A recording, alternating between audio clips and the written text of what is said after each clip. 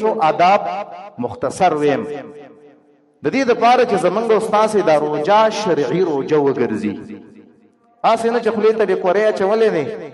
او تا ته به اجر نه میلوي یو ادب دا دی روجا چې نیسی یوازې روجا دې ته نه وای چې وبه مسکا خوراک مکوا او دغه رنګ شهوات مو پورا کوا روجا دې ته وای چې ستا به هر اندام روجایي د هرې ګناه نه به ځان ساتي د غوږونو به حفاظت کې د سترګو به حفاظت کې د ژبې به حفاظت کې دروغ به نه وي دې ته شرعي روجه ویلی کېږي حدیث کې راغلی دي د الله نبی فرمایلی دي من لم يدع قول الزور والعمل به کوم انسان چې د دروغ وینا پرې نه کوستلا په رمضان کې په روجه کې نو فلیس لله حاجة فی ان یدع طعامه وشرابه الله تر دې ته ضرورت نشته چې تا خوراک او اسکاک پرې دی او دروغ پکې وي غیبت پکې کې نظر غلط استعمالي د سي روجو ته د الله ضرورت نشته د دې مقصد بزانه چې مینې سا استاد ما فارغ شوا فرضي حکم دی ادا کو خو ثواب په دته نه میلاویږي باید موږ تاسو فرضي حکم ادا کو ثواب هم په وګټو ثواب به الګټو چې موږ تاسو راولېږي ګردي د آداب او خیل وسات یو بل حدیث کې راغلی د الله نبی فرمایلی دي اذا کان یوم صيام احدکم یو انسان پتا سو کې روزه ده فلا يرقص الله نبی فرمای بیهوده خبري فحش خبري دا خبري بنه کوي ولا يسخف چغي بم نوي حضور به اوازن نه کوي او به وی په انشاء تمه احد قبل یو سړی تا ته کنزل کوي او ستا روزه ده او قاتله یا ستا سره جنگ کوي نو ته به ته څه الله نبی فرمای ته به ته سوي چې ان صائم زما روزه ده چا سبل انجام نه کې چاله به د کنزل جواب په کنزل نه ورکې د چپیړ جواب په چپیړ نه ورکې کرشته دی روزنی ولی د الله نبی فرمایي دی به ته د سوي چې زما روزه ده د دې د وجه نه یو حدیث کې راغلی دی چې د الله نبی فرمایلی دی رب صائم ليس له من صيامه الا الجوع ډیر کرت یو سړی به روزنی ولی خو ثواب به نه میراویږي وتا صرف لوګه او تند به برداشت کی بس ما خامه پوری به د خلی ته کورې اچولې وګیا شوی به خډيري خو ثواب نه میلاویږي ولی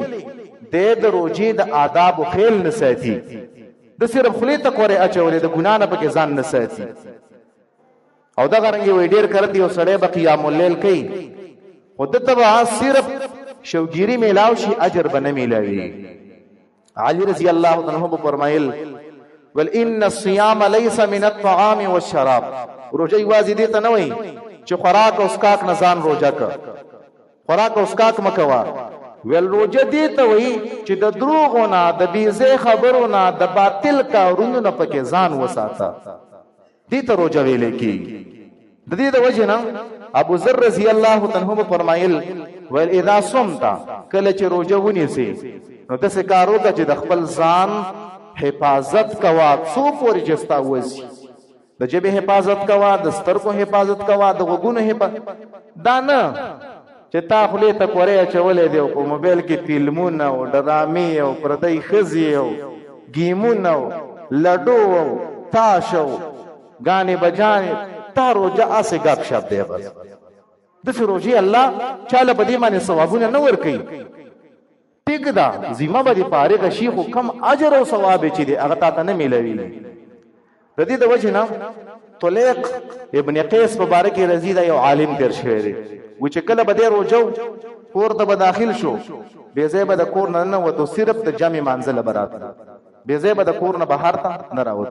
ځکه چې بهر تر وزي خو فتنی دي نظر به غلط استعماليږي یا برچا سلانجه کې یا به دروغ وي یا به غیبت کې او دا ځنې ناسي بس وزګار خیل ناسي بس کله په یو باندې ماحول ګرم کړي کله په بل باندې کله په یو باندې مجلس ګرم کړي کله په بل کله د یو غیبت کله د بل کله په یو تهمت کله په بل ځان ته چې مسلمان وي صحیح روزه بنیس د دې د وجه نه جابر په فرمایل ول اذا صمت کله چې ته روزه ونیسې نیوازه روزه دي ته نه وي چخلې ته کورې واچوا ول روزه دي ته وي چې ستا خو ګونم دي روزه ستا سترګم دي روزه ستا جبم دی روجه شي دروغ منه په جبه مانی د ګنا نه به خپل جبه ساتي هر اندام بساتي او به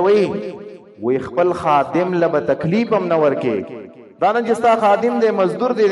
داغه نه پکې چمړه والے اغلم هم تکلیف نه ورکه او به وی د سمکیګا چې ستا کوجا او ستا روجا یو شان شي ځنه خلک